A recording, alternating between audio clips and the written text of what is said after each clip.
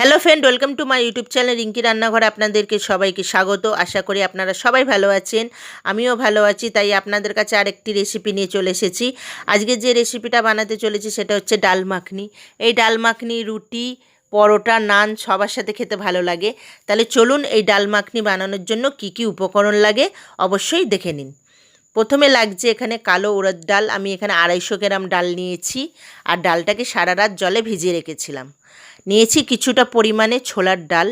আপনারা ছোলার ডালের পরিবর্তে রাজমা ব্যবহার করতে পারেন। আমরা রাজমাটা বেশি খাই না, ওই জন্য ছোলার ডালটা নিয়েছি ফ্রেশ ক্রিম নিয়েছি, আর নিয়েছি এখানে 3টে মিডিয়াম সাইজের পেঁয়াজ কুচি করে নিয়েছি ধনেপাতা কুচি, আর 3টে টমেটো পেস্ট করে নিয়েছি, আর নিয়েছি আদা রসুন বাটা, আর নিয়েছি 2টো তেজপাতা আর গোটা গরম মশলা, আর বাটার অবশ্যই লাগবে যেহেতু ডাল মাখনি। লাগছে জিরে গুঁড়ো, গরম মশলা গুঁড়ো, ধনে গুঁড়ো, হলুদ গুঁড়ো, আর লাগছে লঙ্কা গুঁড়ো। আপনারা চাইলেন এখানে কাঁচা লঙ্কাও দিতে পারেন। আর লাগছে সাদা তেল। চলুন রান্নাটা শুরু করা যাক। আমি কুকারে ডালটা দিয়ে দিচ্ছি, ছোলার ডালটাও দিয়ে দেবো। দিয়ে পরিমাণ মতো নুন দেব, আর জল দিয়ে ডালটা সেদ্ধ করে নেব। দিচ্ছি গোটা গরম মশলা আর তেজপাতা, দিয়ে ডালটা সেদ্ধ বসিয়ে দিচ্ছি। এখানে প্রথমে হাই রাখতে হবে 1টা সিটি, তারপরে মিডিয়াম রাখতে হবে 2টো সিটি। এইদিকে আমি কড়া বসিয়ে দিয়েছি, সাদা তেল দিয়ে দিচ্ছি কড়াতে, আর দিয়ে দেবো 1 চামচ বাটার। তেলটা গরম হয়ে গেলে পেঁয়াজ কুচি দিয়ে দেবো।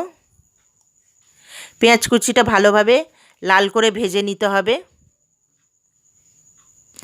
পেঁয়াজটা লাল করে ভাজা হয়ে গেছে, এবার দিয়ে দেবো আদা রসুনের পেস্ট। আদা রসুন দিয়ে ভালোভাবে কষিয়ে নিতে হবে যতক্ষণ না আদা রসুনের কাঁচা গন্ধ যায়। আদা রসুন দিয়ে কষানো হয়ে গেছে, এবার দিয়ে দিচ্ছি টমেটোর পেস্ট।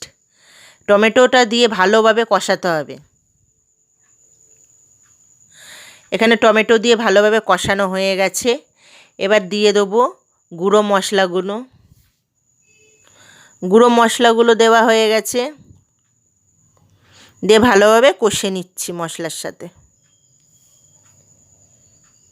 কষানো হয়ে গেছে, এবার দিয়ে দেবো 1/2 চামচ কাশ্মীরি লঙ্কা গুঁড়ো, দিয়ে ভালোভাবে নাড়াচাড়া করে নেব।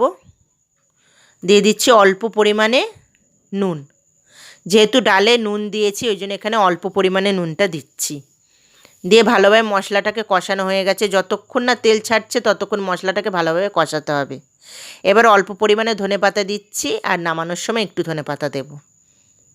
এদিকে ভালোভাবে মশলাটা কষানো হয়ে গেছে, ওইদিকে ডালটাও সেদ্ধ হয়ে গেছে। দেখি ডালটা কতটা সিদ্ধ হলো।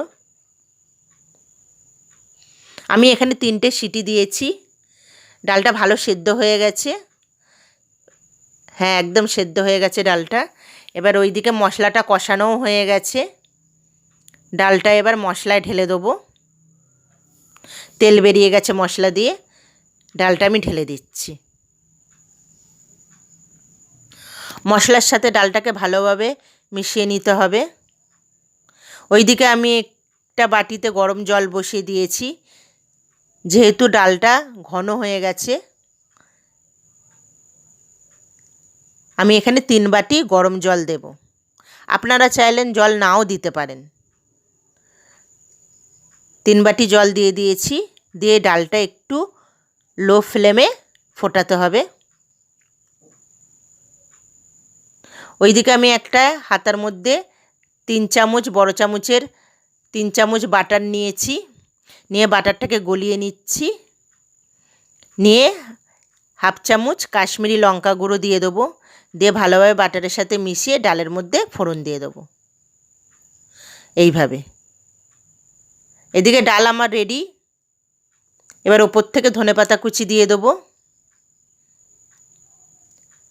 আর দিয়ে দেবো ফ্রেশ ক্রিম উপর থেকে। ব্যাস রেডি ডাল মাখনি। আপনারা অবশ্যই এইভাবে ঘরেতে ডাল মাখনি বানিয়ে দেখবেন, আর আমার চ্যানেলটিকে আপনারা অবশ্যই সাবস্ক্রাইব করবেন, লাইক কমেন্ট শেয়ার করবেন যাতে আমার নতুন নতুন রেসিপি আপনাদের কাছে পৌঁছায়। আর বেল আইকনিকটাকে অবশ্যই টিপে দেবেন যাতে আমার রান্নার রেসিপি আপনাদের কাছে আগে নোটিফিকেশনে যায়।